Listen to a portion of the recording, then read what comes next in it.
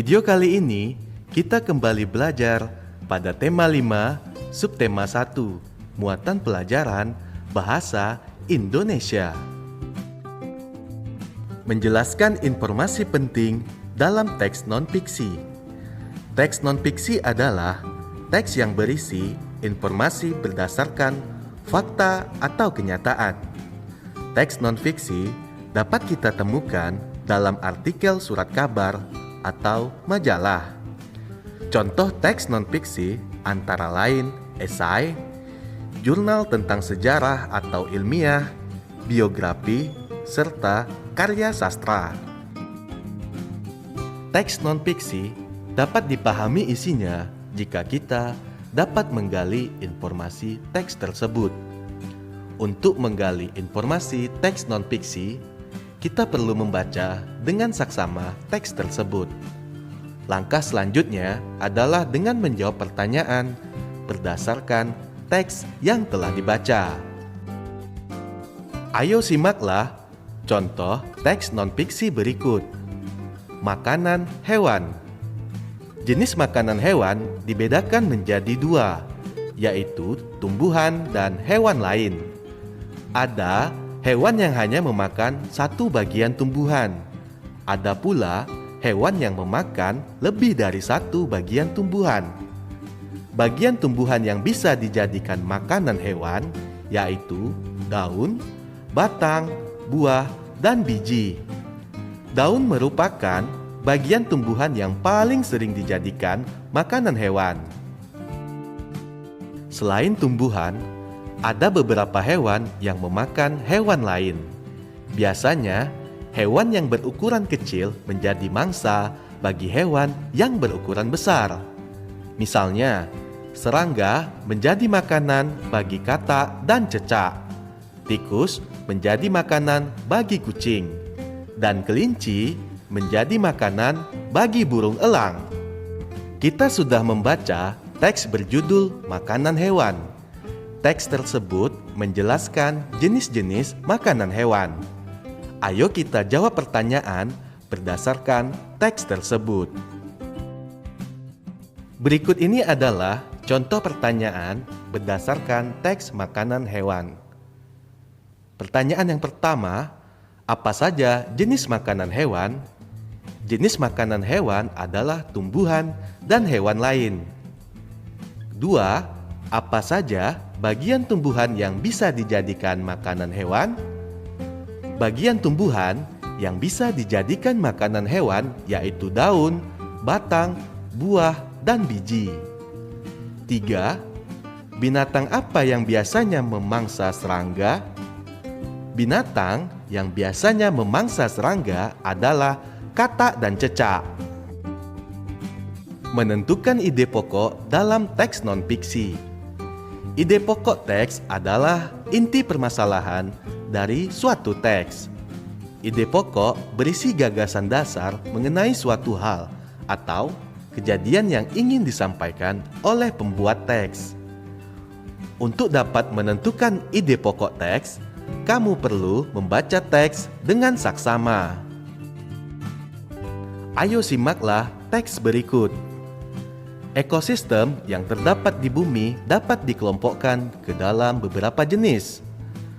Berdasarkan cara terbentuknya, ekosistem dapat dibedakan menjadi dua, yaitu ekosistem alami dan ekosistem buatan. Ekosistem alami adalah ekosistem yang terbentuk tanpa adanya campur tangan manusia, misalnya hutan dan laut. Sementara itu, ekosistem buatan adalah ekosistem yang dibuat oleh manusia.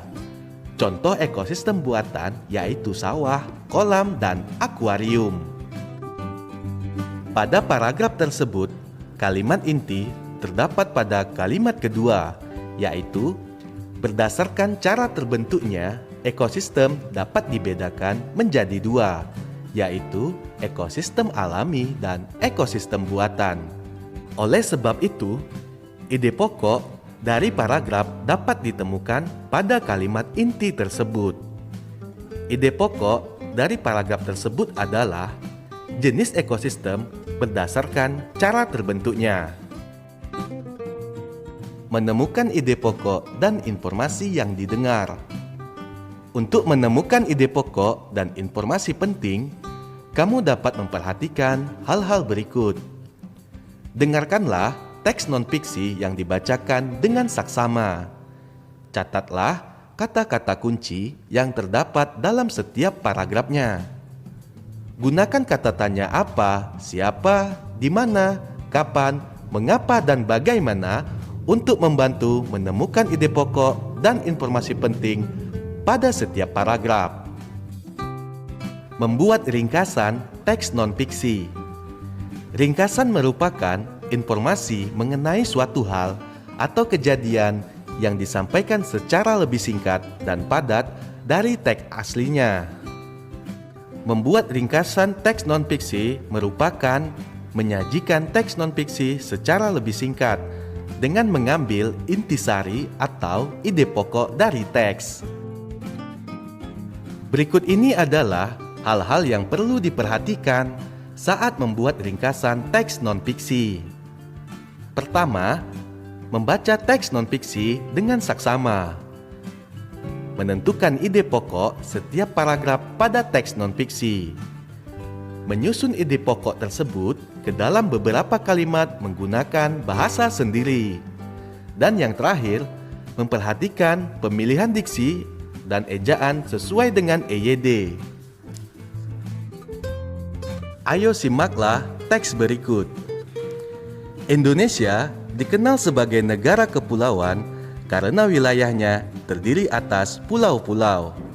Negara kepulauan merupakan salah satu ciri dari negara maritim. Negara maritim adalah negara yang memiliki wilayah laut lebih luas daripada wilayah daratan.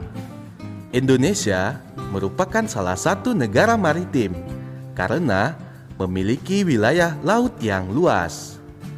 Penduduk di negara maritim biasanya memanfaatkan sumber daya laut untuk memenuhi kebutuhannya. Ringkasan dari teks di atas adalah Indonesia merupakan negara kepulauan karena wilayahnya terdiri atas pulau-pulau. Indonesia juga dikenal sebagai negara maritim karena wilayah lautnya lebih luas daripada wilayah daratan. Menguraikan informasi penting dalam bentuk peta pikiran. Peta pikiran merupakan suatu cara mencatat kreatif dan efektif yang disajikan secara ringkas. Peta pikiran biasanya disajikan berbentuk cabang seperti pohon. Untuk menguraikan informasi menggunakan peta pikiran, kamu perlu menentukan ide pokok setiap paragraf dari teks yang disajikan dan membuat daftar pertanyaan untuk membantu menemukan informasi dalam teks.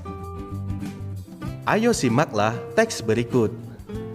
Ekosistem air dibedakan menjadi dua, yaitu ekosistem air tawar dan ekosistem air asin. Contoh ekosistem air tawar yaitu danau, kolam, dan sungai. Tumbuhan yang banyak ditemukan di ekosistem air tawar yaitu ganggang. Sementara itu, ekosistem air asin terdiri dari terumbu karang dan ekosistem laut dalam. Berbagai jenis ikan, kerang, koral, dan makhluk laut lainnya hidup pada ekosistem air asin. Selanjutnya, kita akan membuat peta pikiran berdasarkan teks di atas. Contoh peta pikiran. Pembagian ekosistem air merupakan ide pokok dari teks tersebut. Informasi-informasi penting dalam teks tersebut dapat diuraikan sebagai berikut.